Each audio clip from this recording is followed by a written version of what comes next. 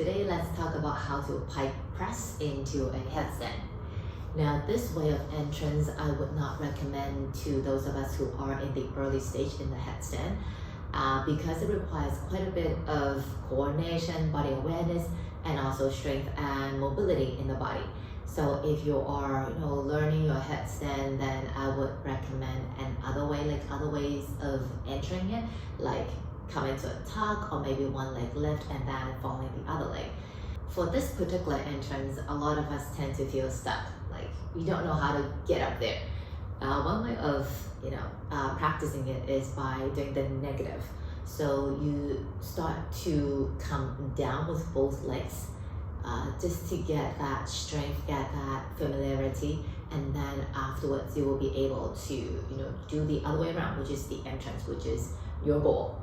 One very important element is the legs. A lot of us, when we come down or when we try to come down with both legs, we tend to be dragged all the way down by the legs. We are not able to control it.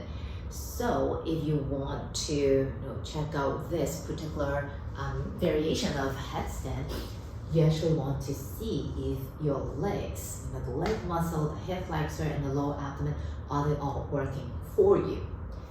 So one good way is to come standing and just do this one leg lift. So for this one, as you can see, you need to engage quite a bit in your quads, the hip flexor, all the way up, lower abs, and also making sure that when you're doing this, the pelvis is not moving. So if you are in this shape and you feel that you are sending the hips, kind of throwing it forward, then that way, when you go upside down, it's not gonna work. So making sure that when you lift, the thigh bone feels is going back into the hip socket rather than throwing it out away. Sorry, it's hard to talk, looking everywhere. And also you're engaging your leg muscles. I always activate my toes and point because it looks better, and my lower abdomen. Okay, so making sure that you can feel the lower body working for you instead of against you. So once you have that awareness, we can start. We're gonna work on the negative first. So I'm presuming that if you're doing this entrance, then you would know how to warm up the shoulders and all that stuff. So I will not go into those details. Come into a headstand, and then when you are ready to come down, you want to feel the arms and the shoulders press into the floor vertically as you send the legs down. Hug the legs in, keep them active. As you can see, when I'm moving my legs, my hips are going a little bit behind my head, checking that the shoulders don't come into the ears, rather they continue to lift up to the sky. And then once you reach your halfway point, which is the 90 degrees, this would be the most challenging. So really feel, are my legs working for me? Are my elbows pressing down? Are my armpits keeping opening? Are my belly engaging? And then slowly come down. So during the exit coming down, a lot of us would be okay somewhere there, and then starting halfway, then they would feel the legs are becoming heavy. So once you are there, you do want to check, are my hips moving to the opposite direction to compensate on that extra weight in the legs? Are my shoulders working? Are my elbows pressing down? So the more you come down, the stronger it is for the base.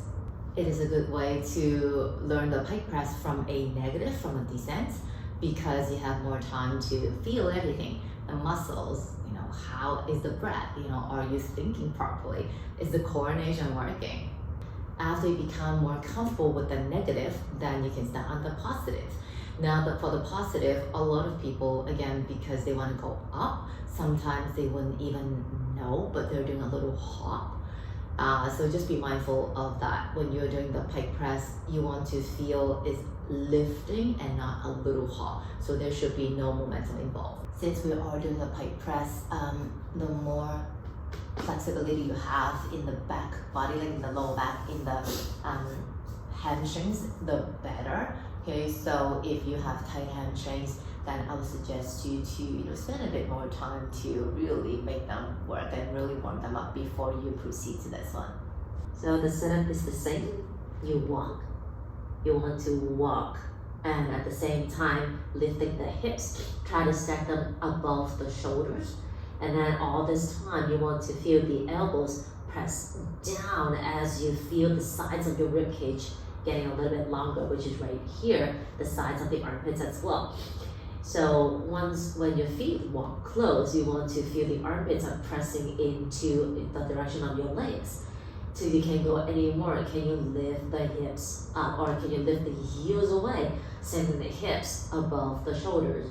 Belly hug in, that would help to stabilize or keep the hips in place. And when you're close enough, elbows press down, open the upper back, i.e. spread the shoulder blades. You would start to feel the feet getting lighter, and then you will be able to flow.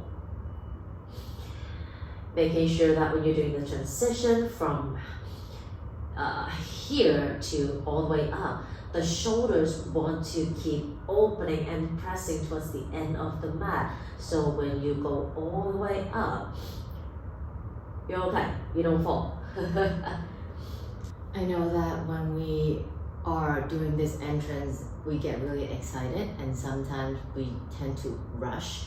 But I would strongly recommend you to be patient.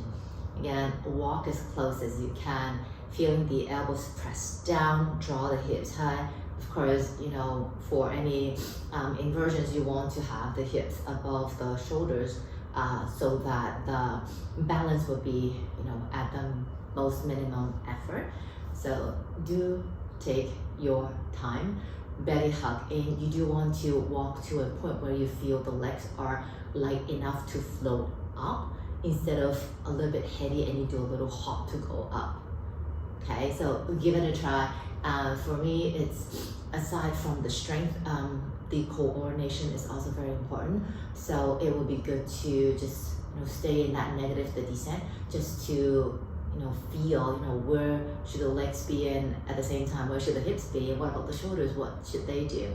Okay, so give it a try. Let me know how it goes, and I'll see you guys soon. Take it easy.